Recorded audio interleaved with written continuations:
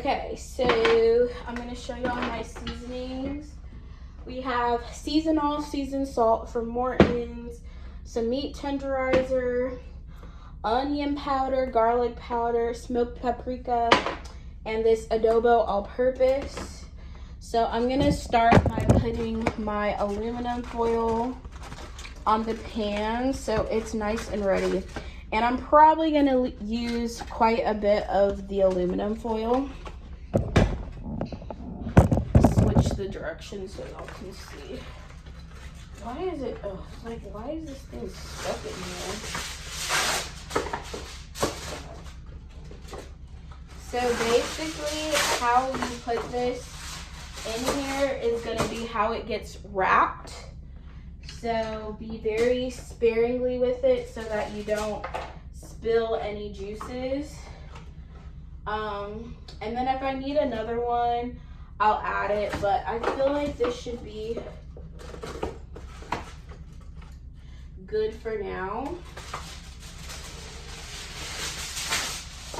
But the aluminum foil is what keeps the ribs, the moisture in the ribs. So now we're gonna take our ribs, and these took about 2 days to thaw in the fridge because they were frozen. So I do need to cook them though, because they've been frozen for like a couple of weeks.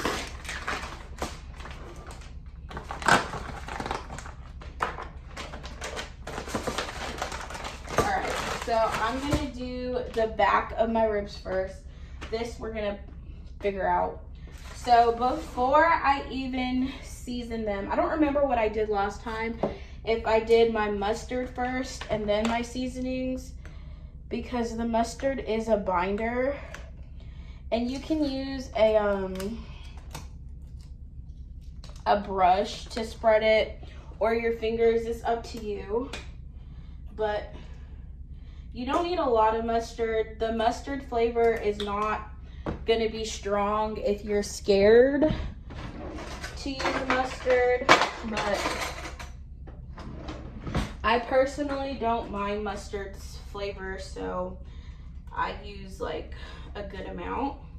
But like I said, the mustard is a binder, so it's gonna help the seasoning stay on your thing, as well as the vinegar helps the meat tenderize. Then we're gonna go ahead and go in with our meat tenderizer. Remember, these are ribs. You want them to be flavored, so don't be scared to season them. And if you want like a crispier crust to it, it's also nice. I'm already mixing up my lids. You can be like a little bit heavier on it, or you're not gonna really have much flavor in there. Then last is smoked paprika to give us a nice smoky flavor. And then that was the back.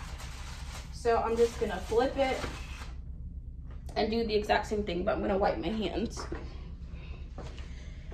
first because I pretty much just got mustard all on my hands. But by the time I'm finished with this, my oven should be preheated, and we're gonna let this go in for 3 hours. So, oh, my oven's ready. But we're gonna foil it really tight. Oh, and I'm gonna add butter on the top side.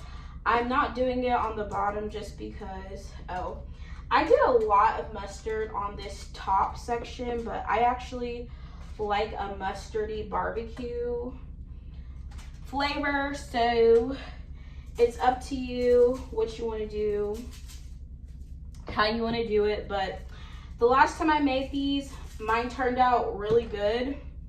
It turned out really good, so not to toot my own horn, but I'm pretty good at making ribs. I am being kind of heavy-handed, a little more heavy-handed with the seasonings, like I said, because if you like that crust on top of your ribs, you do want to make sure there's like more seasoning. More in this scenario, more is more, not less. More is more. And then we're gonna get our butter.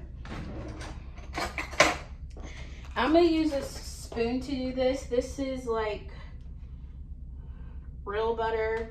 And yes, I'm just taking spoonfuls and putting it, because if it was stick butter, I would have done slices, but the butter is to also keep them moisturized. I saw someone who knows how to cook do this, and I feel like you can never go wrong with butter. So it's gonna keep it juicy. So probably used about half, 1/4 stick of butter. I don't know. I'm not really measuring because, like I said, I'm using a spoon. And now, this is the part you want to be very careful about. You're gonna wrap it, and when you wrap it, you want to wrap it as tight as possible to lock in the moisture. And yes, it looks so easy, but also it's not gonna be as messy. All right, so I'm gonna do 3 hours.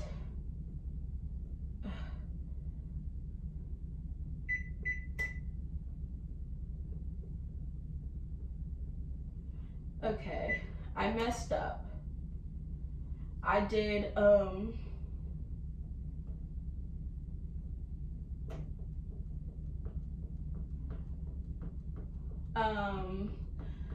the timer instead of cook time. So we're gonna do 3 hours and then check back with you guys.